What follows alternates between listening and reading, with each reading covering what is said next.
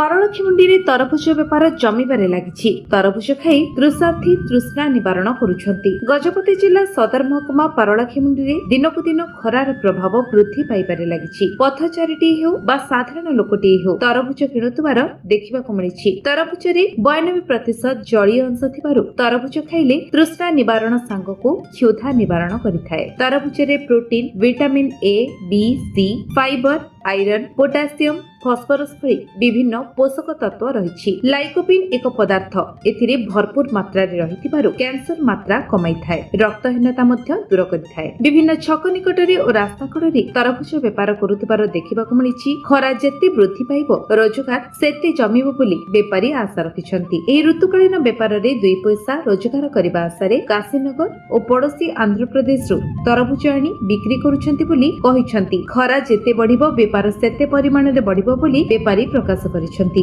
विशेष करी छात्र छात्री शहर को आसुथबा पथचारी और गृहिणी माने तरभुज किणी नेउछंती। आधुनिकता रे हजि जाउथबा मनुष्य मृदु पानीयर चाहिदा थिबा सत्ते तरभुज प्रति चाहिदा जमुछि। खरा जेते पड़िबो तरभुज बेपार सेते जमिबो बोली आशा करा जाउछि।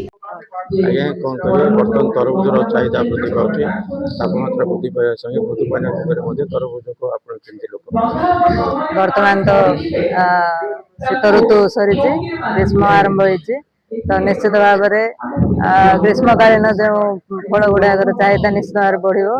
आंब पणस भली तरभुजर चाहिदा ऋतु निश्चित भाव में बढ़ो। आउ तरभुजर बहुत उपकारिता अच्छी आम शरीर आमर से देह को तापमात्रा को नियंत्रण करे, रक्तचाप को नियंत्रण करे, आम देह बहुत हितकारी।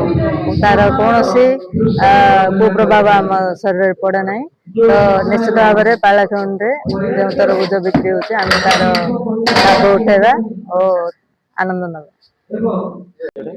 सुधरान पटनायक सभापति गजपति जिला कृषक संघ सर कौन कहे बर्तमान तरभुज बेपार सहर विभिन्न स्थान में बिक्री होता चली तापमात्रा वृद्धि पावर आग को भी तापमात्रा वृद्धि पाइले लोक मृदुपानी जुगे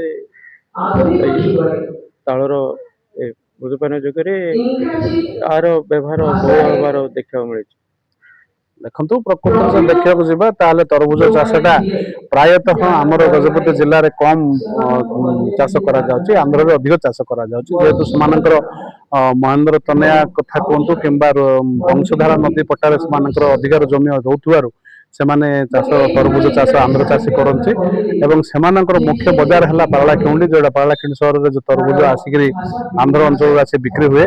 आउ तरभुजर चाहिदा देखा गले आस्ते आस्ते बर्तमान फेब्रुआरी मास सरलानी खरा टाण होगा जाऊँगी, खरार प्रकोप बढ़िया जाऊँगी, आस्ते आस्ते शीत कमी कमी गलानी। तेणुक तरभुजर जेहेतु जलीय अंश अधिक रोचे आजिकल जो मृदु पानीय कि अन्य पानीय पीवा द्वारा लोकंर स्वास्थ्य पक्षर क्षतिकारक घटुवर लोक तरभुज प्रति आकृष्ट होती, तरभुज खायापी इच्छा करते जेहेतु ताहा देखा गले स्वास्थ्य पक्षर भल तार वैज्ञानिक कारण रही। तेणु लोक आकृष्ट होगा समय बर्तमान पारलाखेमुंडी सहर में किलो 30 टंकार बिक्री करा जेहेतु 30 टंका लगा बिक्री लोक साधारण खाउटी किणापी बाध्य होती।